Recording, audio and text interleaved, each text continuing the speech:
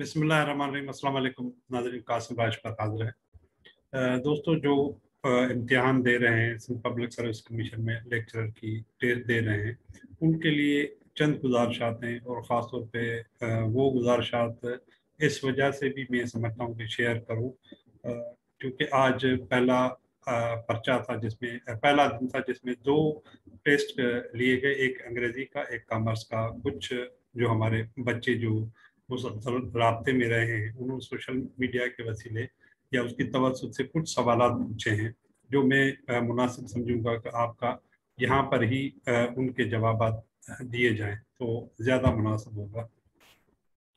जो ज़्यादा तौर पे सवालात पूछे गए हैं कि इसमें जो इंस्ट्रक्शन होती है उनकी क्या इम्पोर्टेंस होती है।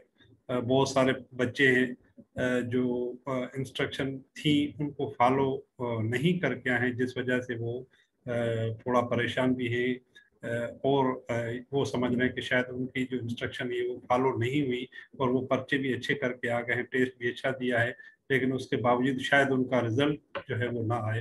तो इस सिलसिले में दो चार गुजारिशात हैं, वो मैं आपको यहाँ पे स्क्रीन पे समझा भी देता हूँ कि वो किस तरीके से इस मामले से का हल निकाल सकते हैं। सबसे पहली बात तो ये है कि आप जब इम्तिहानी सेंटर में जाएं तो आपके पास महदूद वक्त होता है। 1 घंटे में आपको 50 सवाल जो है वो अटेम्प्ट करने हैं, जिसमें आपको आंसर शीट पे जो मतलूबा मालूमात है वो आपको किसी भी हालत में देनी। उसके अलावा अगर आप पर्चा दे रहे हैं तो उसका कोई फ़ायदा नहीं है। ये आंसर शीट ज़रूरी नहीं है कि लेक्चरर्स की टेस्ट की हो, मैंने एक सैंपल के तौर पे रखी है, जिसमें आपको सबसे पहले कोशिश करनी है कि आपको अपना रोल नंबर लिखना है और रोल नंबर के लिए जो आपको पेन इस्तेमाल करना है या बाकी जो आपके क्वेश्चन पेपर हैं, आंसर शीट है, उस पे जो पेन इस्तेमाल की है वो आपके इंस्ट्रक्शन में लिखी हुई है कि आपको किस तरीके की पेन यूज़ करनी है। और उसके अलावा अगर आप कोई दूसरा पेन इस्तेमाल करेंगे तो शायद आप उसको मशीन जो है वो रीड न कर सके, न पढ़ सके, और अगर आपने सही भी जवाब दिया होगा तो उसको शायद काउंट न किया जाए। तो लिहाजा कोशिश करें कि जो मतलूबा पेन है वही उसका इस्तेमाल किया जाए। इसमें दूसरा जो सबसे बड़ा रोल नंबर के बाद जो सबसे बड़ी इम्पोर्टेंट चीज़ है वो ये कि आपको जो आंसर शीट मिलेगी उसमें आप देखेंगे कि आप ये लिखा हुआ है, यहाँ पे आपको स्क्रीन पे नजर आएगा। सैंपल यही हो सकता है आगे पीछे हो या इसकी कोई तरतीब आगे पीछे हो, लेकिन आपको जो की वहाँ पे भरनी जो आपको आंसर शीट देखनी है उसका जो सीरियल नंबर है वही देना है जो आपके क्वेश्चन पेपर में। ऐसा ना हो कि आपके क्वेश्चन पेपर में सीरियल नंबर लिखा हुआ ए और आपने यहाँ पे बी टिक कर दिया तो आपकी ये जो मेहनत है वो रायगा चली जाएगी। तो लिहाजा इसको बड़े एहतियात से इस चीज़ को आपको मद्देनजर रखना होगा कि आपके क्वेश्चन पेपर पे अगर जो आपकी कॉपी है उसका सीरियल जो है ए है या बी है या सी है या डी है, इन चार जो अंग्रेजी हरूफ तहजी हैं उनमें से कोई भी आ सकता है। तो अगर आप ए को यहाँ पे देखेंगे आपको आंसर शीट पे भी ए ही लिखना है, बी है तो बी लिखना है, सी है तो सी लिखना है, डी है तो आपको डी लिखना है। उसके बाद जो है आप अपनी इस स्क्रीन पे आप देखेंगे आपको नजर आएगा कि आपके नाम है, फादर नेम है, उसके साथ साथ जो है वो मोबाइल नंबर है, CNIC नंबर है। ये आपके मोबाइल नंबर वो दीजिएगा जिस पे आप मैसेज जो है देख सके या आप मैसेज या आपको कोई फ़ोन आए तो वो करें। लिहाजा एक्टिव मोबाइल नंबर दीजिएगा, बगैर एक्टिव नहीं हो। इसमें देखें जो इम्पोर्टेंट सबसे बात है कि इंस्ट्रक्शन में ऊपर ही ऊपर लिखा होगा कि आपका क्वेश्चन पेपर ये आज का ही ताज़ा है, लेक्चरर इंग्लिश में जो आया था उसमें लिखा हुआ है बिल्कुल क्लियर, और ख़ास तौर पे उन बच्चों के लिए जो अभी तक इन सवालों के जवाब ढूंढ रहे हैं कि आया जो नेगेटिव मार्किंग है वो 0.25 है या 0.5 है, आधी है या चौथाई। तो इसमें बिल्कुल क्लियर लिखा है कि आपकी नेगेटिव मार्किंग आधी है, यानी 0.5। 0.25 नहीं है, 0.5 है, तो इसका मतलब एक आधी मार्क। अगर आप 50 में से 40 सवाल सही करते हैं और हो सकता है आपके जो बकिया 10 सवाल आते हैं उनमें से आपके 10 गलत हैं, तो इसका मतलब ये हो कि आपके उन 80 नंबर में से 5 नंबर जा सकते हैं। इसका मतलब है कि आपने 75 नंबर लिए। तो सबसे पहली जो आपको कोशिश करनी है कि वो ये करनी है कि आप फौरी तौर पे अपने पर्चे को देखते हुए जहां जहां पे आपको दुरुस्त सवाल आपको जवाब नजर आ रहा है, तो आप उसको फौरी तौर पे आप वहां पे फिल करें, और जो उसमें लिखा हुआ है जिस तरीके से फिल करना है, अगर ऊपर इंस्ट्रक्शन में टिक मार के टिक कर ले, क्रॉस लिखा हुआ है तो क्रॉस लिख लें, या तो आपको गोल दायरा जो भी बना हुआ है वो आपके इंस्ट्रक्शन में पढ़ के आप देख सकते हैं। उसी को मद्देनजर रखते हुए आप कोशिश करें।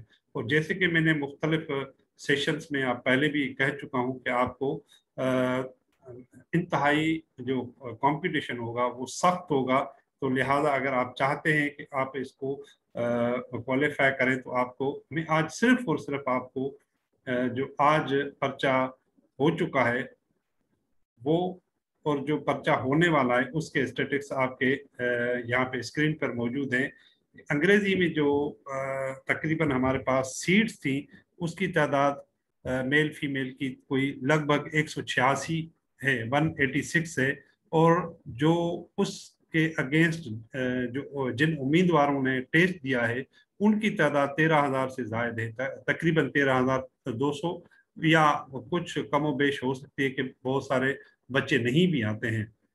तो ये सूरत हाल रही है। इसी तरीके से आपकी स्क्रीन पर कॉमर्स की है, लेकिन चूंकि ये दो पर्चे हो चुके हैं तो लिहाजा मैं उस पर ज्यादा फोकस नहीं कर रहा हूँ। लेकिन ये मेरा सबसे ज्यादा जो फोकस है वो है, अभी आप देखें कि आपको येलो में स्क्रीन पे नजर आएगा, ये जो इकोनॉमिक्स का है उसमें आप देखें कि चूंकि इस मरतबा इकोनॉमिक्स में आसामियां बहुत कम आई हैं, लेकिन तादाद बहुत ज्यादा है। इन आसाम जो हमारे कैंडिडेट्स हैं तकरीबन कोई 11,000 इसमें 30 जो है वो सीट्स हैं, और जो उम्मीदवार हैं वो तकरीबन 11,000 हैं।